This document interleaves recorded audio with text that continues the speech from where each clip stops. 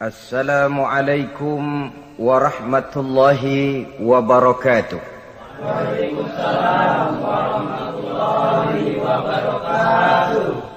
Bismillahi walhamdulillah, wassalatu wassalamu ala sayyidina rasulillah, sayyidina wa maulana Muhammad ibn Abdullah wa ala alihi wa sahbihi wa mawalah.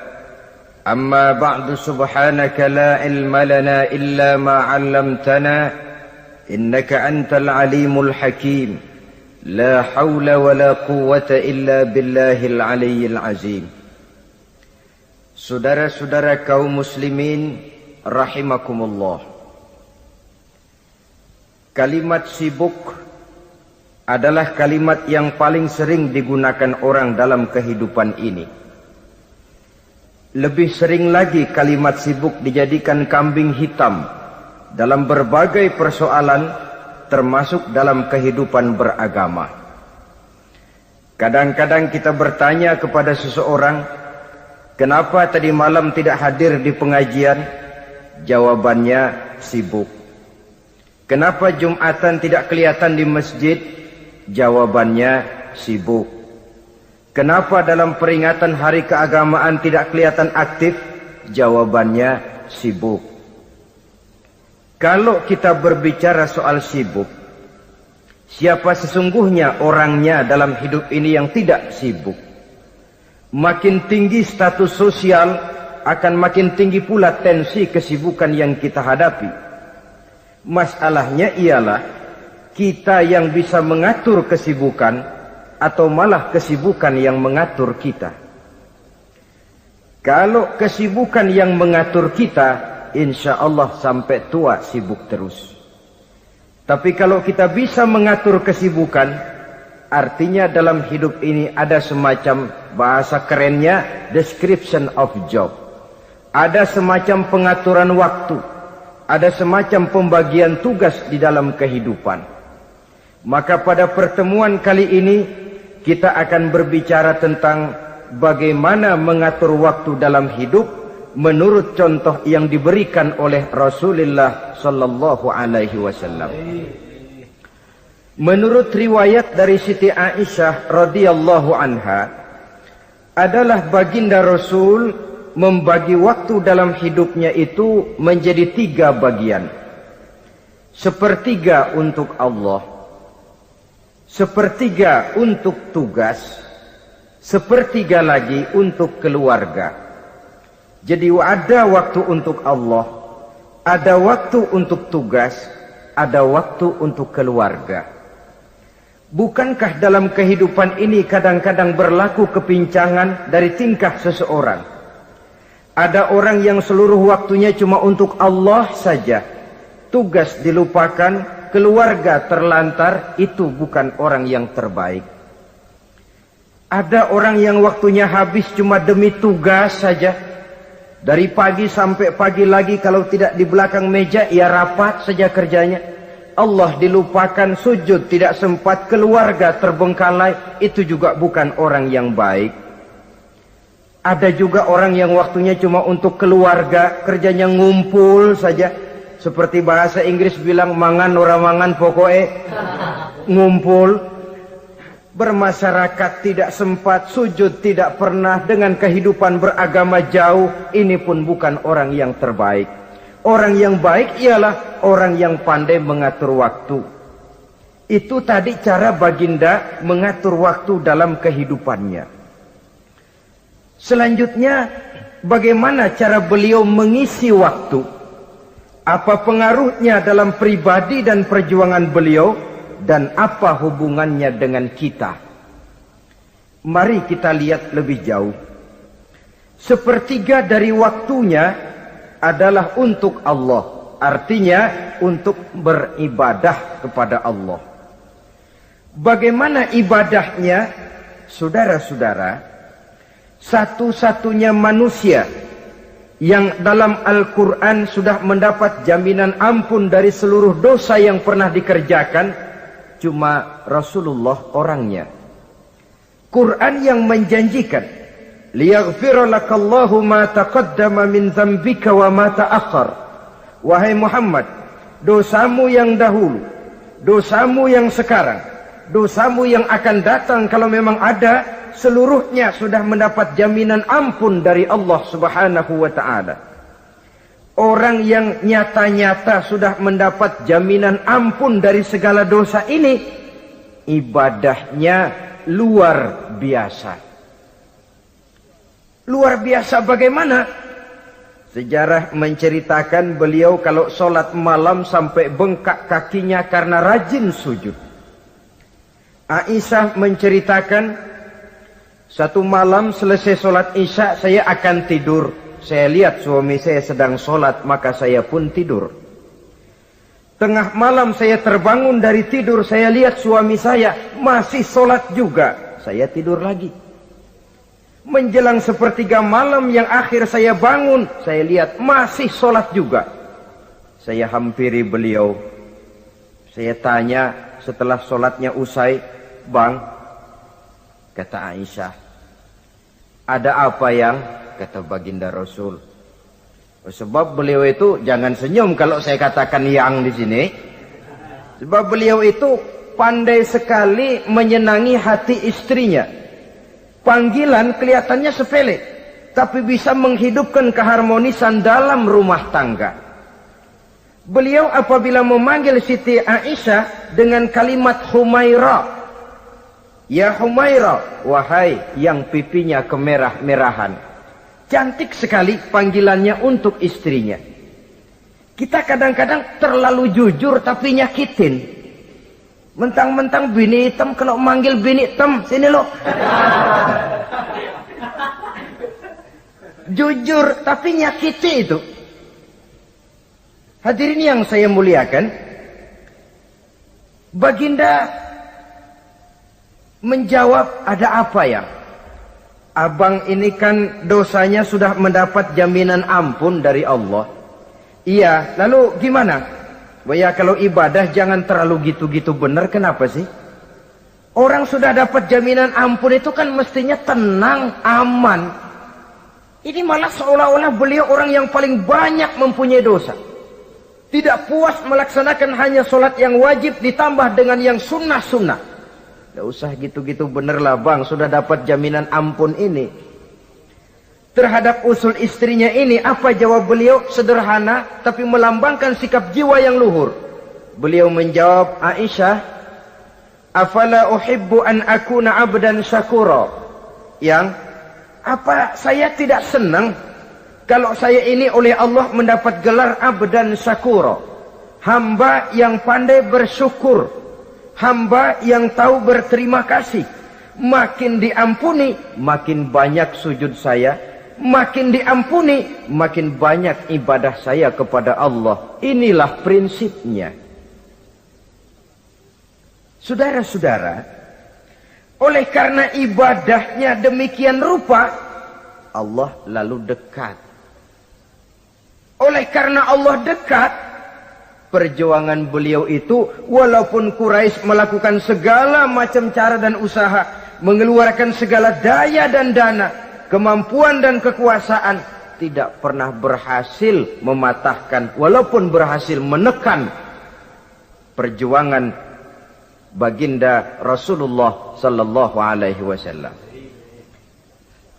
Coba kalau kita buka sejarah, beliau itu kan mulai berjuang sendiri, yang dihadapi masyarakat yang keras, kasar, brutal.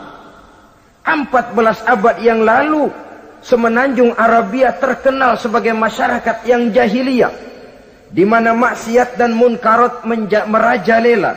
Sembahan adalah berhala. Anak perempuan lahir dibunuh hidup-hidup.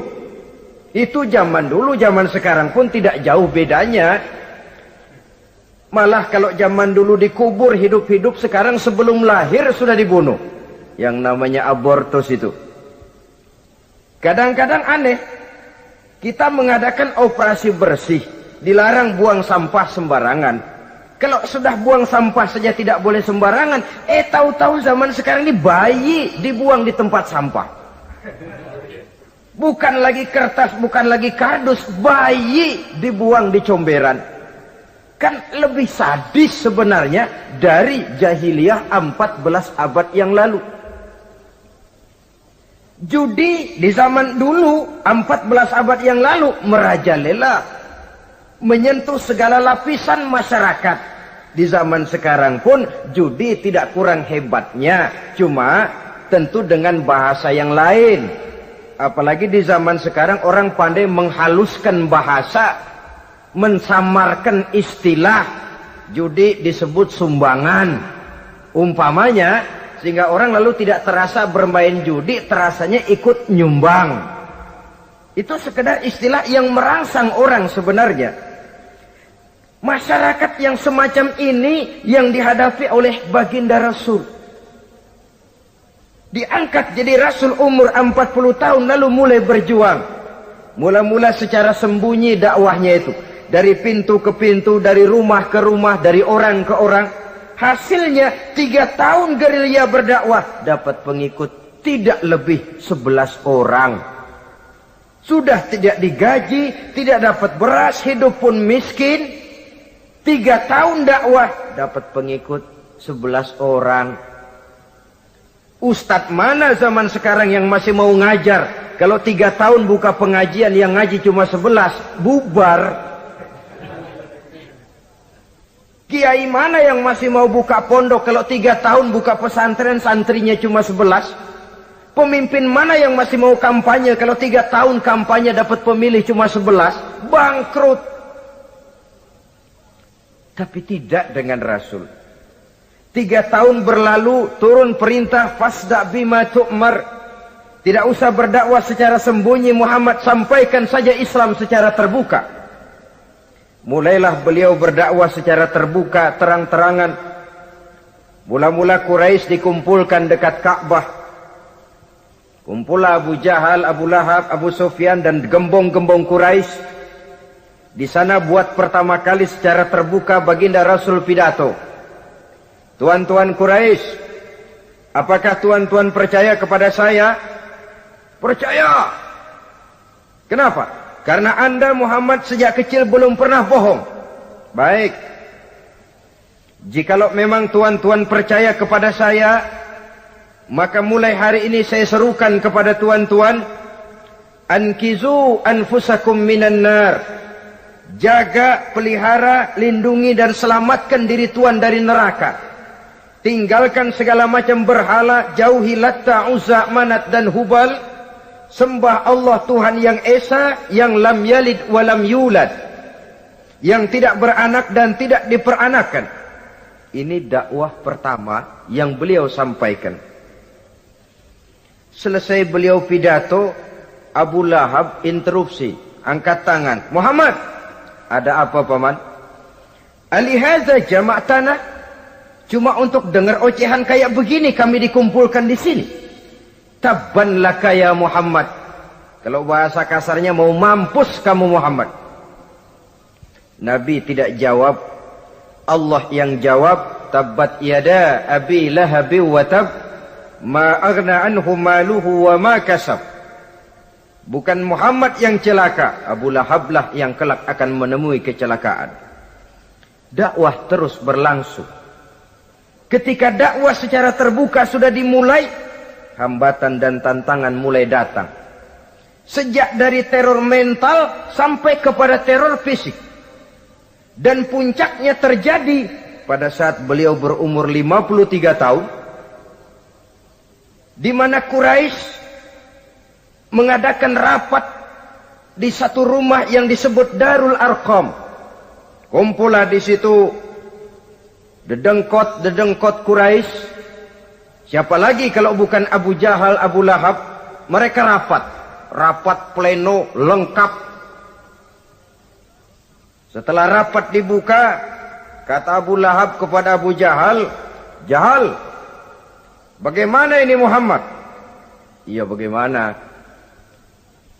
Apalagi yang belum kita lakukan, kata Abu Jahal.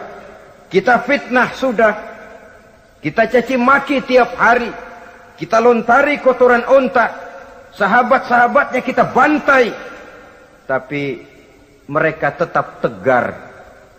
Iya, kata Abu Jahal, Dan sekarang ini sahabatnya sebagian berangsur-angsur sudah hijrah ke Madinah.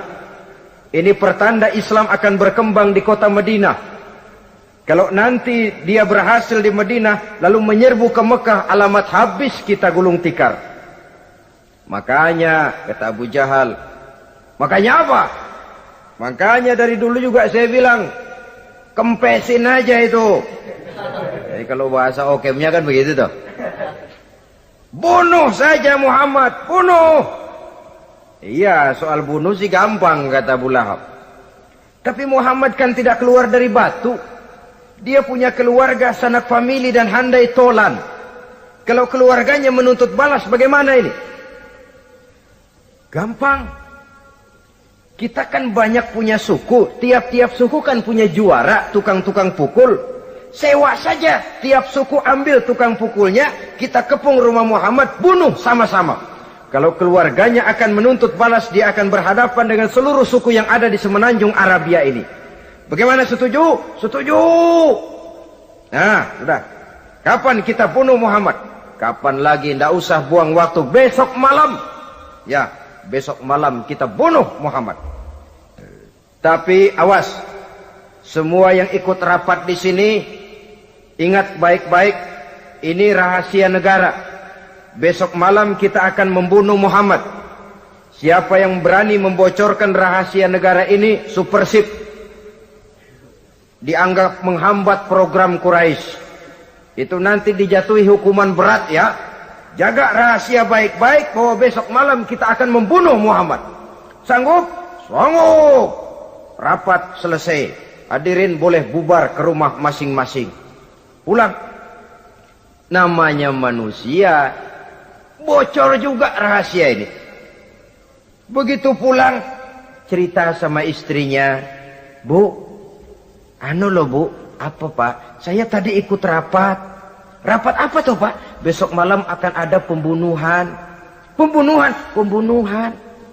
Siapa toh yang mau dibunuh? Muhammad. Tapi jangan bilang-bilang ya, ini rahasia negara. Ini rahasia negara Bu, jangan bilang-bilang. Iya Pak, iya. Nah, besok pagi istrinya ngobrol sama tetangganya. Mbak Ayu, tahu nggak? Apa toh? Nanti malam akan ada pembunuhan. Siapa yang mau dibunuh? Muhammad. Loh, sampean tahunya dari mana? Suami saya ikut rapat, tapi jangan bilang-bilang ya Bu ya. Ini rahasia negara. Jangan bilang-bilang. Nanti yang satu sampaikan lagi. Jangan bilang-bilang. Terus jangan bilang-bilang. Akhirnya berita tersebar. Sehingga pagi hari itu sebagian besar penduduk Mekah sudah tahu kalau nanti malam akan ada pembunuhan. Maka lepas zuhur Mekah itu mulai tegang. Yang simpati, aduh kasihan Muhammad nanti malam akan dibunuh. Yang tidak senang, mampus biar dia rasain tar malam. Saudara-saudara, begitu maghrib berbunyi sudah, udara mulai gelap, penduduk Mekah sudah kunci pintu seperti ada jam malam. Sepi, sesepi-sepinya. Tutup pintu, kunci, bukan tidur, ngintip dari dalam. Lepas jam 8 malam, makin tegang. Masing-masing penduduk ngintip dari pintunya. Sudah berangkat belum orang yang mau bunuh Muhammad? Sudah berangkat belum? Kira-kira jam 9 ini tukang-tukang pukul lewat mau ngepung rumah Muhammad untuk membunuh beliau. Begitu masuk Mekah penduduk sudah kunci pintu, tapi mereka tahu kalau semua ngintip. Wah, makin hebat ini yang pemuka Quraisy ini, tukang-tukang pukul ini. Jalannya dibuat gagah-gagah, barisnya dibuat hebat-hebat. Itu injekan tanahnya dalam baris dibuat kenceng-kenceng, brok, brok, brok, brok, kayak serdadu baris. Lewat dekat rumah penduduk pakai batuk lagi. Yang dari dalam ngintip makin ciut. Wah, ini dia yang mau bunuh Muhammad ini. Sampai di rumah Nabi, dikepung rumah Nabi, di pagar betis. Malam itu di dalam rumah cuma Nabi, Abu Bakar dan Ali bin Abi Thalib. Nabi tahu rumahnya dikepung. Lewat tengah malam beliau berkata, Abu Bakar, saya ya Rasul. Mari kita berangkat hijrah. Baik ya Rasul.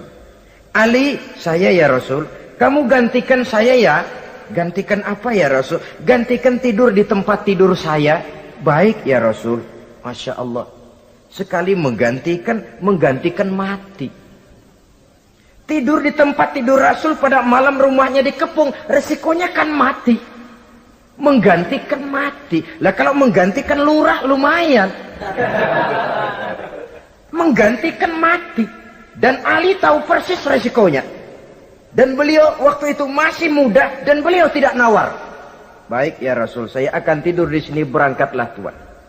Berangkat Rasul, ketika keluar dari pintu belakang rumah dikepung rapat. Terjadilah keajaiban yang Allah ceritakan, wa ja'alna min baini aydihim sadda wa min khalfihim sadda fa aghshaynahum fahum la yubsirun.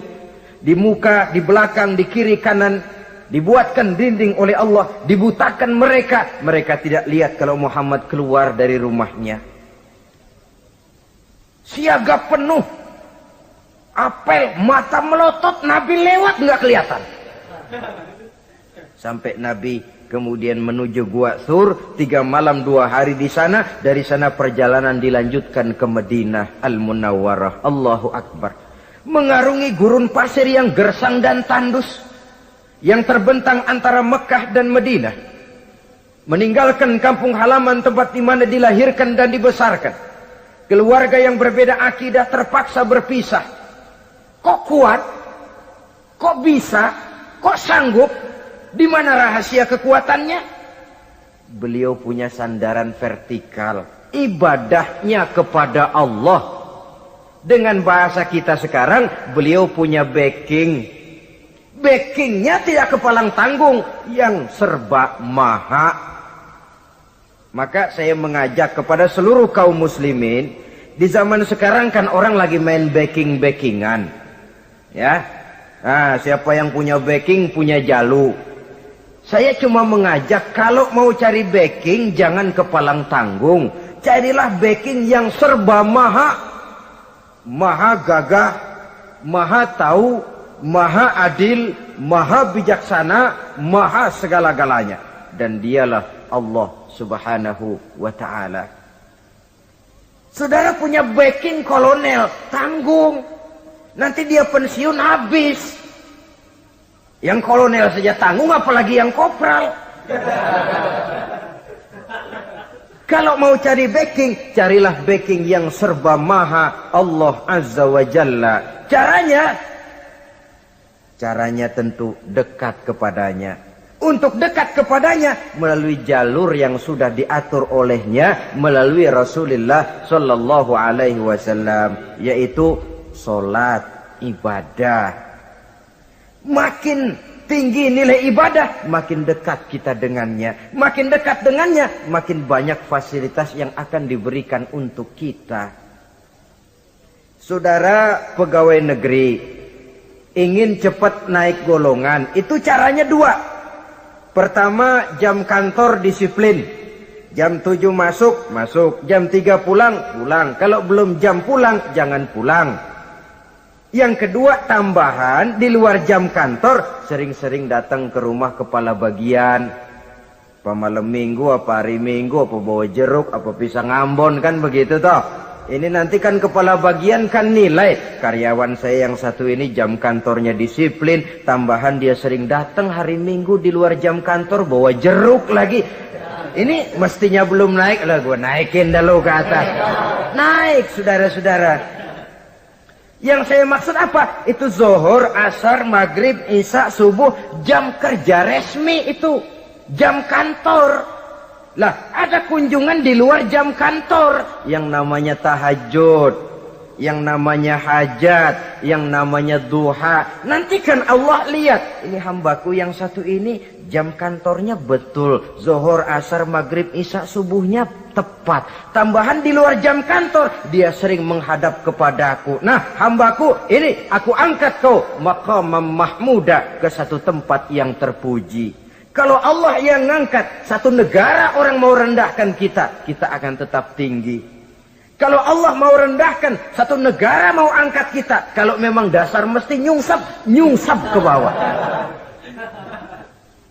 Inilah perlunya sandaran vertikal. Inilah perlunya kita mempunyai backing hanya kepada Allah. Pada waktunya orang akan sampai ke titik jenuh. Dalam kesunyian orang sering mempertanyakan eksistensi diri. Mulai mempertanyakan hakikat keberadaannya. Di tengah kesibukan bisnisnya.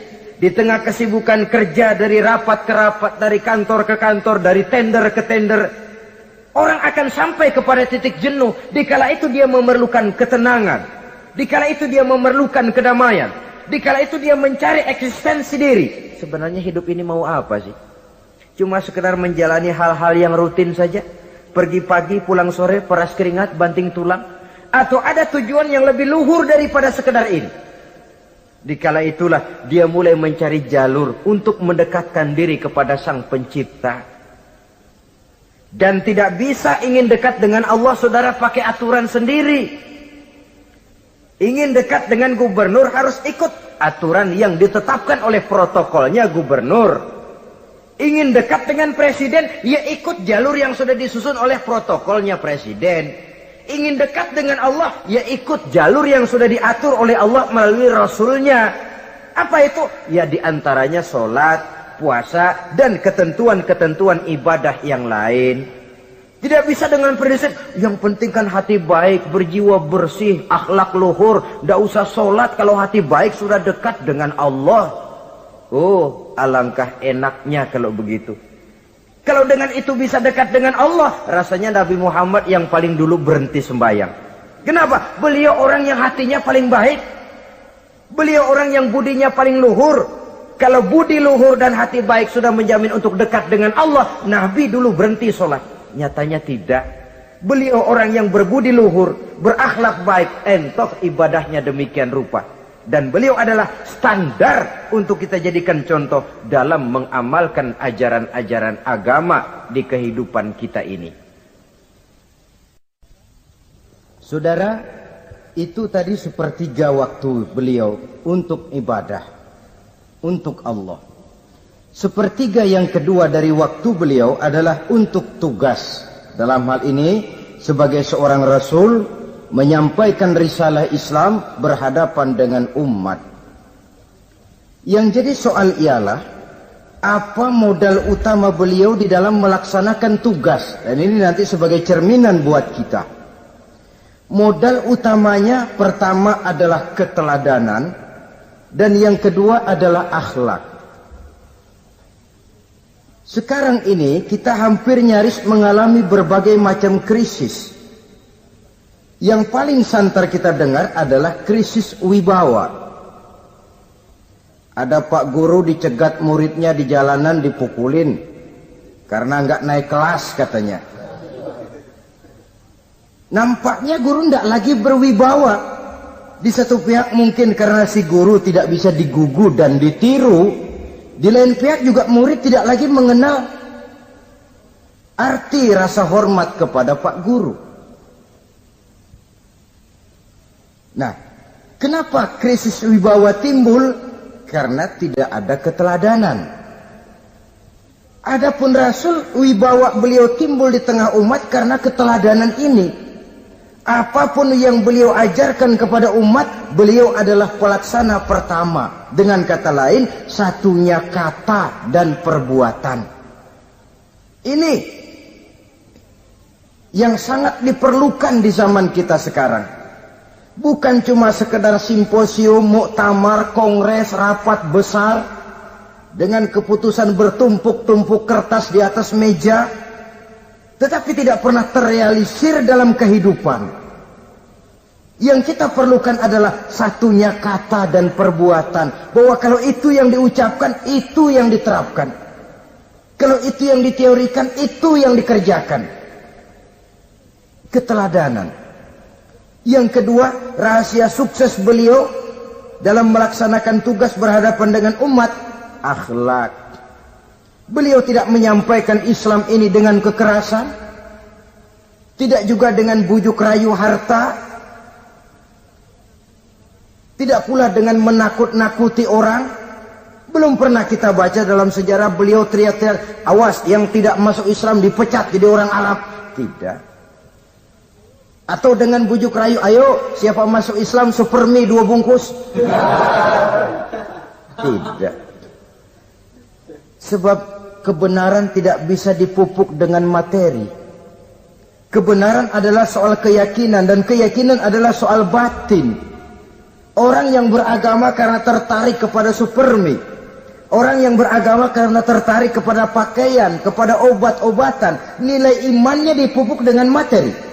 Dan usaha seperti itu sama saja dengan menegakkan benang basah. Dia percaya kepada sesuatu yang dia tidak mengerti. Dia yakin kepada sesuatu yang dia tidak tahu apa bentuk yang dia yakini itu.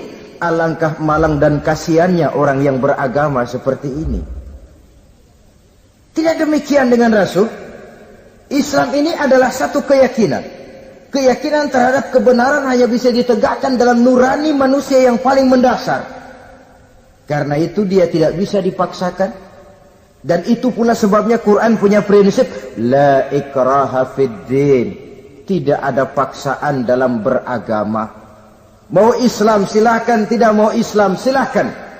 Allah tidak memaksa. Tapi ayat ini jangan disalah pakai. Tidak pernah sholat, ditanya orang, kamu kan Islam kok enggak sholat? La ikraha fid din dong. Salah pakai. Yang tidak ada paksaan dalam beragama itu untuk orang di luar Islam. Kepada tuan-tuan di luar Islam, la ikraha fid din, tidak ada paksaan masuk Islam. Tapi kalau sudah masuk ke dalam Islam, maka berlaku peraturan Islam. Contohnya begini saja, tidak ada paksaan masuk ke rumah saya. Itu toh. Mau masuk silahkan, tidak mau masuk tidak ada urusan. Tapi sekali saudara masuk ke rumah saya, saudara harus ikut tata tertib yang ada di dalam rumah saya. Kira-kira beragama itu begitu. Tidak ada paksaan masuk Islam. Tapi sekali saudara masuk Islam, maka berlaku peraturan Islam untuk kehidupan saudara. Jadi la ikraha fid din ini buat orang di luar garis. Allah tidak maksa-maksa orang mau masuk Islam, mau tidak. Silahkan saja. Tapi ketika orang mendapat hidayah, masuk ke dalam Islam, peraturan Islam berlaku dalam kehidupannya. Saudara hadirin, kaum muslimin rahimakumullah. Akhlak. Mari kita lihat lebih jauh bagaimana sih akhlak beliau yang mulia itu. Allahu Akbar. Kalau orang berakhlak kepada teman, itu sih biasa. Tapi berakhlak kepada musuh, ini yang luar biasa. Ini yang agaknya Allah saja memuji beliau. Wa innaka la'ala khuluqin azim. Engkau Muhammad benar-benar berada di atas budi pekerti yang luhur dan terpuji. Kalau saya baik kepada orang yang memang baik kepada saya, logis toh. Wajar, memang harusnya. Tapi berbuat baik kepada orang yang jahat terhadap saya, ini yang tidak setiap orang bisa. Nah, sebab itu saya tidak ingin menceritakan akhlak beliau kepada sahabat, namanya juga kepada sahabat. Saya akan kutip beberapa riwayat yang menceritakan bagaimana akhlak beliau kepada orang yang nyata-nyata memusuhinya.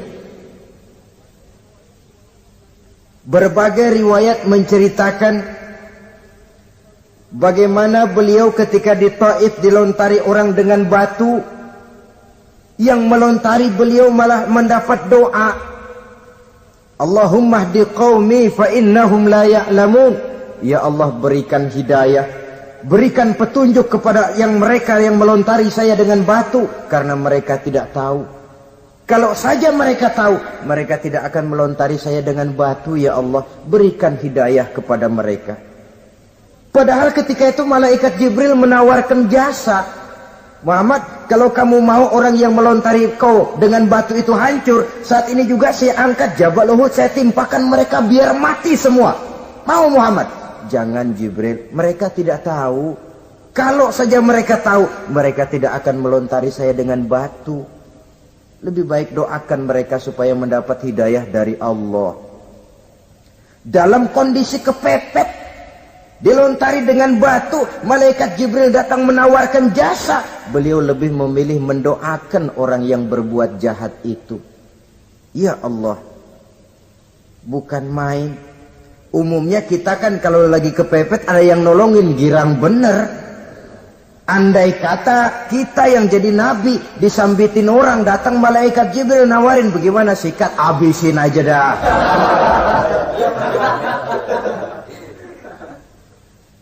Ini akhlak kepada musuh.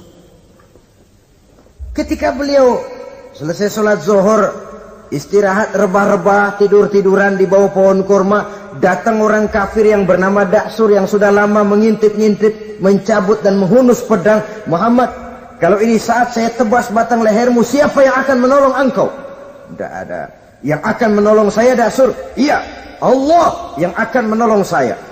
Mendengar Allah, Daksur gemetar, keringat dingin bercucuran, pedang jatuh ke bawah, diambil oleh Rasul pedangnya, dibalikkan ke leher Daksur. Kalau sekarang saya yang tebas batang lehermu Daksur, siapa yang akan menolong kamu? Tidak ada ya Rasul, kecuali kalau kau mau memaafkan saya.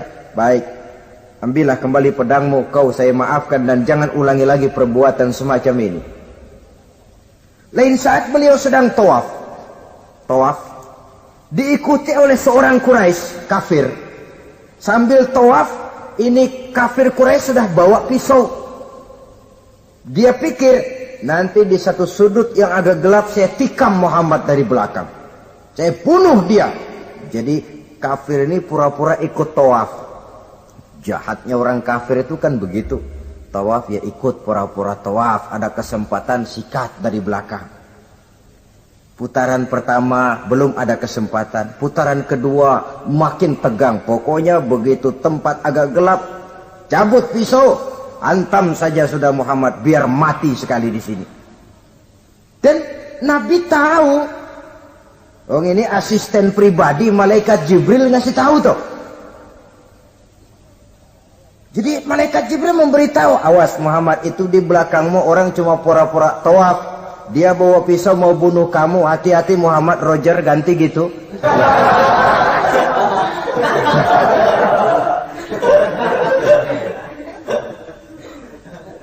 Tahu persis beliau. Sampai di satu sudut yang gelap, si kafir ini mencabut pisau. Nabi nengok ke belakang, menoleh Nabi. Begitu menoleh, Quraisy ini kan ketangkep basah. Bahasa Arabnya yumsak mablul katanya. Ketangkep basah, grogi, salah tingkah, garuk nggak gatel, kasihan ngelihatnya sudah. Ya namanya orang ketangkep basah itu. Mau alasan apa? Nggak beralasan ya, harus merasa harus membela diri, gemetar nggak karu-karuan. Kata Nabi senyum. Mau apa, Mas? Rasul. Ini ano apa? Ano. Sudah, saya kan tahu kamu mau bunuh saya toh. Sudah, saya sudah tahu kok. Kamu jangan pura-pura. Kamu kan mau bunuh saya kan? Terus terang saja. Iya Rasul, iya. Sekarang gimana? Enggak berani Rasul. Minta maaf saja. Ya kalau sudah kamu minta maaf begitu, sudah kamu pulang sana. Jangan diulangi lagi ya. Begitu mudah beliau memaafkan orang yang nyata-nyata mau menghabisi nyawanya. Sepanjang itu belum terwujud, sepanjang itu belum terbentuk dalam artian real, sangat mudah beliau memaafkan orang. Saudara hadirin kaum muslimin rahimakumullah, pemaaf, lapang dada, toleransi, menghargai pendapat para sahabatnya. Ini sederetan dari akhlak yang terpuji. Sehingga karena keluhuran akhlak inilah yang menyebabkan orang tertarik masuk ke dalam Islam. Beliau berprinsip apa? Basiru wala tunaffiru, yasiru wala tu'asiru. Gembirakan orang, jangan ditakut-takuti. Mudahkan persoalan orang, jangan dibikin sulit. Ini kan satu prinsip yang sangat baik dalam melaksanakan dakwah, dalam menyampaikan misi. Apapun tugas kita di masyarakat, sebagai pegawai pemerintahan, pejabat negara, pedagang, pengusaha, seniman, ustadz, mubalik, kiai, ulama. Dalam berbagai profesi, modal utama untuk sukses adalah akhlak. Sebab hati kita yang tahu cuma Allah.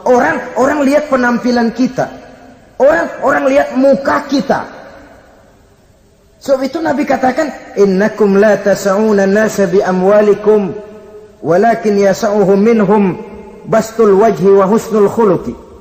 Kamu tidak akan bisa menarik simpati orang banyak dengan hartamu, tapi bisa kau tarik simpati orang banyak dengan akhlak yang baik dan muka yang senyum, muka yang enak dilihat.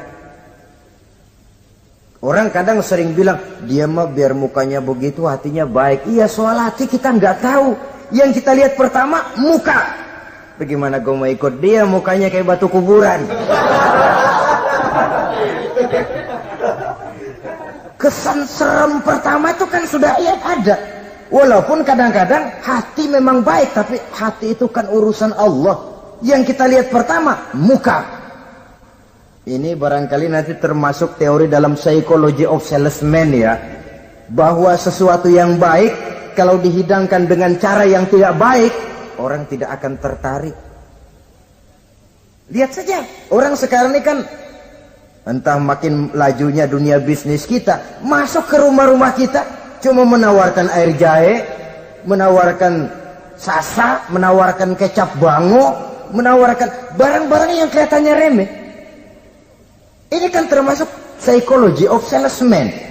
Yang datang ya biasanya perempuan, wajahnya ya lumayan, paling kurang sedikit di atas 6 lah begitu. Nah.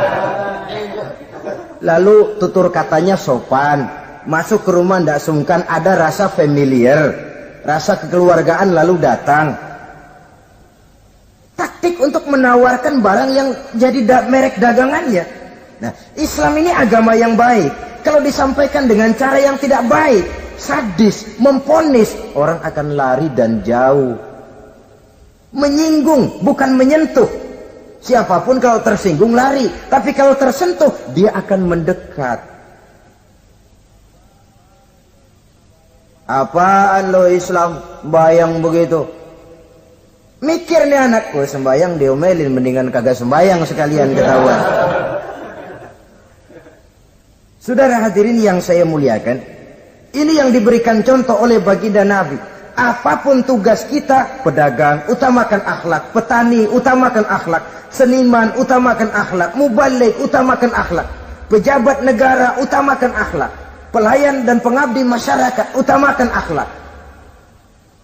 Saudara hadirin yang saya hormati, kaum muslimin yang berbahagia. Jadi untuk sukses di masyarakat, untuk sukses di tempat tugas, modal utama adalah akhlak. Dan ini yang dicantikan contoh dari Nabi kita Muhammad sallallahu alaihi wasallam. Sepertiga waktunya untuk tugas. Dalam menjalankan dan melaksanakan tugas sebagai seorang rasul, menyampaikan risalah Islam, berhadapan dengan umat, modal utamanya adalah akhlak. Demikian juga kita di masyarakat. Dan akhlak itu memang harus dibiasakan sejak kita kecil. Sehingga dengan demikian nilai-nilai yang baik akan terus terbawa sampai di hari tua kita. Saudara-saudara, rasanya kehancuran satu bangsa dimanapun di dunia ini selalu dimulai dengan kehancuran akhlak daripada bangsa itu sendiri. Dan kehancuran akhlak itu bisa saja terjadi di tengah kemakmuran ekonomi, di tengah maju dan canggihnya teknologi. Kapan? Apabila pegangan orang kepada agama sudah lemah dan rapuh. Kita tengok di negara-negara di sebelah barat kita, kemajuan teknologi yang tidak diimbangi dengan kuatnya pegangan orang kepada agama telah melahirkan budaya-budaya yang merendahkan martabat manusia. Lahirlah kebudayaan hippies, lahirlah kebudayaan nudis, hidup serba bosan dengan ini dan itu karena segalanya sudah dimiliki. Rumah mentereng, jumlah kendaraan sejumlah keluarga, kapal pesiar di laut mewah, pesawat udara punya. Setelah ini punya, ini ada, semua ada, titik jenuh sampai. Mau apa semua ini? Akhirnya ingin hidup apa adanya, tidur di goa-goa, tidur di kaki-kaki gunung, tidur di hutan belantara, pakaian kumel. Itu hipis-hipis yang datang kemari, yang pakaiannya kumuh, tambelan, lepis belel. Padahal di kantongnya cek, travel cek, dolar. Lain hipis kita, emang benar-benar gembel.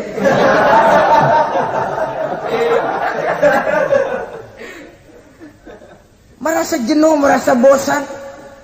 Bahkan sebuah berita dari Jerman, orang terlalu kaya, pulau dibeli. Di pulau itu dia bikin satu klub yang bernama klub nudis. Setiap anggotanya boleh masuk ke pulau itu dengan catatan tidak boleh pakai pakaian selembar pun. Alias bugil. Telanjang bulat. Oh, sudah telanjang bulat itu. Dan di sana berlakulah apa yang disebut serba boleh. Jadi kalau di sana ke sana saudara bawa istri, masuk anggota, ya silahkan saja. Istilah tukar pakai, simpan pinjam, bisa-bisa saja. Asal suka sama suka. Asal perbuatan yang dianggap tidak merugikan orang lain, suka sama suka, sudah tidak bisa dituntut oleh norma yang berlaku. Ya. Itulah sebabnya kita sering prihatin bahwa kemajuan sering membawa pergeseran nilai. Apabila kita tidak bisa menghindarkan diri dari proses pergeseran nilai, setidaknya kan kita bisa menjaga diri jangan sampai hanyut oleh nilai-nilai yang negatif. Akhlak, baik sebagai muslim, baik sebagai bangsa Indonesia yang berkepribadian luhur, itu merupakan cerminan kita. Saya prihatin, belum lama diselenggarakan kontes bibir terindah. Kontes bibir terindah itu kira-kira apa manfaatnya? Apa yang jadi ukuran? Dan bukankah bibir karunia Tuhan? Ya kalau yang bibirnya mungil bisa ikut kontes lah, kalau yang jebleh gitu.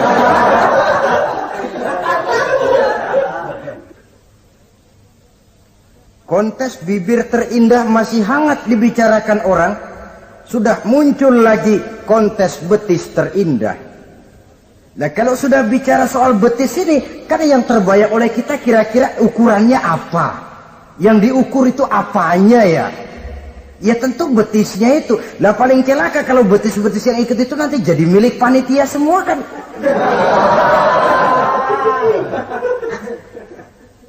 Yang tidak usah kita mengukur dengan kacamata agama, dengan budaya kita sebagai bangsa Indonesia yang berfalsafahkan Pancasila, rasanya mendengarnya saja kok sudah tidak srag gitu loh.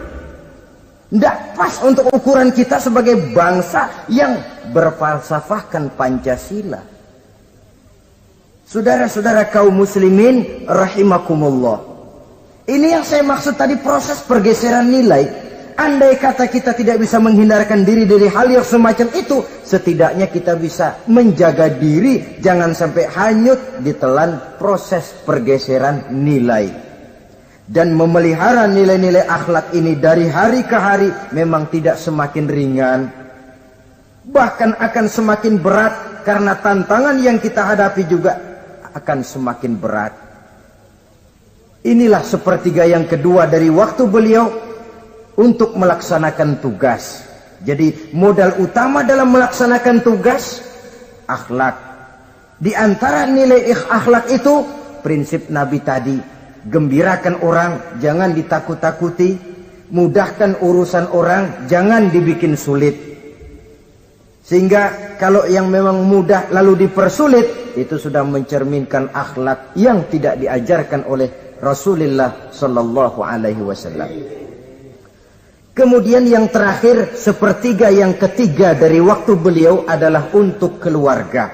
Jadi tadi ada waktu untuk Allah, ibadah. Ada waktu untuk tugas. Dan yang ketiga ada waktu untuk keluarga. Bagaimana Rasul di tengah keluarganya? Anas bin Malik bercerita, saya 11 tahun membantu di rumah tangga Rasul. 11 tahun itu kan artinya 11 kali 360 hari kali 24 jam. Bukan waktu yang sebentar itu. Selama 11 tahun saya membantu di rumah tangga Rasul, kata Anas, belum pernah saya dengar kata-kata kasar, keras, membentak. 11 tahun saya membantu di rumah tangga beliau, belum pernah saya lihat ada piring terbang, ada bakyak melayang. Artinya apa? Cerminan dari ketentraman, keayeman, kedamaian rumah tangga beliau. Padahal rumah tangganya kecil. Istrinya lebih dari satu, tapi aman, tentram, rukun. Kita kadang-kadang istri satu seminggu 7 hari, perang 6 hari. Cuma 1 hari gencatan senjata. Saudara hadirin, saudara kaum muslimin, rahimakumullah. Kalau beliau tidak menyenangi satu masakan, misalnya masakan istrinya, tidak mencah-mencah, cuma kelihatan dari makannya barangkali tidak begitu banyak, tapi tidak pernah mencela apapun yang dimasak istrinya. Senang ya dimakan, tidak senang ya dimakan karena menghargai lelah jerih payahnya istri. Ini kelihatannya sepele, tapi dari sini keharmonisan rumah tangga itu bisa saja timbul. Bukankah seseorang hanya bisa sukses di tempat tugas? Jadi apapun dia, kalau berangkat dari ketentraman dan ketenangan di rumah tangga. Dan tidak ada orang bisa meraih sukses kalau dia berangkat dari rumah tangga yang berantakan. Itulah sebabnya ini sangat diperhatikan oleh baginda Rasul. Dari rumah yang kecil, dari tempat tidur yang sederhana, yang sebelah itu kain kasar, sebelah dipakai untuk tidur, sebelah dipakai untuk selimut. Jadi kasur merangkap selimut. Allahu Akbar. Tapi dari rumah tangga yang semacam itu keluar ucapan baiti jannati, rumah tanggaku laksana surga bagiku. Di mana sih rahasianya? Karena rumah tangga beliau didirikan di atas ajaran agama. Agama membuat suami istri tahu hak dan tahu kewajiban. Kalau kewajiban dilaksanakan, hak diberikan, akan timbul saling pengertian. Apabila ada pengertian, akan timbul ketenangan, dan ketenangan adalah tangga utama untuk mencapai rumah tangga bahagia. Apalah artinya? Seperti banyak istilah orang, rumah bertingkat, uang banyak berlipat-lipat, kendaraan serba mengkilat, istri pun cantik memikat, kadang-kadang jumlahnya 4, tapi tiap hari kiamat. Tidak pernah ada ketenangan dan kedamaian di rumah itu. Saudara hadirin, lebih celaka lagi sudah rumah gubuk berantem melulu. Sudah kiamat itu, sudah kiamat. Jadi dengan adanya pelaksanaan kewajiban, pemberian hak, timbul pengertian. Pengertian membawa ketenangan. Suami keluar rumah, istri tenang di rumah. Suami meninggalkan istri pun hatinya tenang dan tentram, tidak was-was, tidak berpikiran nanti kalau saya lembur ini istri ngompreng, tidak. Si istri pun lega melepas suami karena ada keterbukaan. Ini kan menurut angket terakhir loh ya, yang diadakan oleh beberapa majalah di ibu kota ini, di ibu kota katanya, dari sejumlah laki-laki yang disebarkan angket, ternyata jika ada 3 laki-laki, 2 nyeleweng. Jadi angka penyelewengan itu 2/3 dari jumlah laki-laki itu menyeleweng katanya. Ya mudah-mudahan yang kumpul di sini termasuk 1/3 yang nggak nyeleweng itulah. Dan tidak semua bentuk penyelewengan itu karena alasan ekonomi. Bukan pula karena alasan ketidaksetiaan istri, tapi merupakan cerminan dari sikap hidup di mana orang jauh dari nilai-nilai agama, sehingga penyelewengan itu dianggap sesuatu yang manusiawi, biasa-biasa saja, bahkan kadang-kadang ikut membentuk status sosial, melahirkan kebanggaan. Innalillahi. Orang kalau sudah bangga nyeleweng, nyeleweng bangga, itu kiamat sudah. Sama saja, bikin dosa, ketawa. Waduh. Itu malaikat gemes bener. Udah bikin dosa cengengesan, cengir. Tidak ada rasa nyesel, tidak ada rasa takut, tidak ada rasa bersalah. Biasa gitu. Saudara hadirin yang saya muliakan, ini kan cerminan dari rapuhnya pegangan orang kepada agama. Jadi untuk membina rumah tangga yang bahagia ini, sepertiga dari waktu untuk di tengah keluarga, menghidupkan nilai-nilai agama di rumah tangga kita. Oleh karenanya, pada bagian akhir dari pertemuan yang singkat ini, saudara-saudara, saya mengajak, marilah pandai-pandai membagi dan mengatur waktu. Ada waktu untuk Allah, ada waktu untuk tugas, ada waktu untuk keluarga. Syukur kalau ada keseimbangan. Tapi kalau tidak, istilah usul fikih itu tatimul aham minal muhim, mendahulukan yang terpenting dari yang penting. Kalau ada 3 persoalan semuanya penting, tentu di antara 3 ini kan ada yang lebih penting. Yang itulah yang dikerjakan lebih dulu. Dan ini tidak berarti bahwa penjatahan waktunya harus sama. Untuk ibadah dalam sehari semalam sekian jam, untuk tugas sekian jam, untuk keluarga sekian jam. Tidak bisa kita targetkan begitu. Dan yang dimaksud di sini pun adanya pengaturan. Pengaturan tidak berarti bahwa harus sama waktunya, tidak. Kita melihat kepentingannya. Saudara hadirin, sama saja di zaman sekarang, kalau dengan pembangunan kita ingin menciptakan pemerataan di kalangan rakyat, itu tidak berarti bahwa rakyat Indonesia ini standar ekonominya harus sama semua, seperti yang dicita-citakan komunis. Tidak bisa.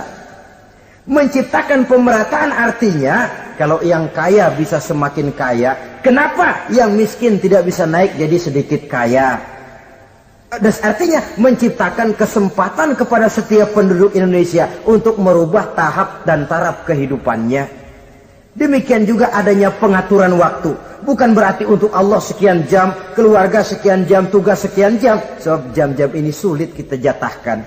Kadang-kadang tugas, kadang-kadang keluarga, kadang-kadang ibadah kita sedang gandrung. Yang penting ada keseimbangan dalam cara kita mengatur waktu itu. Nah, saudara-saudara, demikianlah pertemuan dan pembicaraan kita kali ini. Terima kasih atas segala perhatian. Mohon maaf atas segala kekurangan. Usikum wa nafsi bitaqwallah. Wassalamualaikum warahmatullahi wabarakatuh.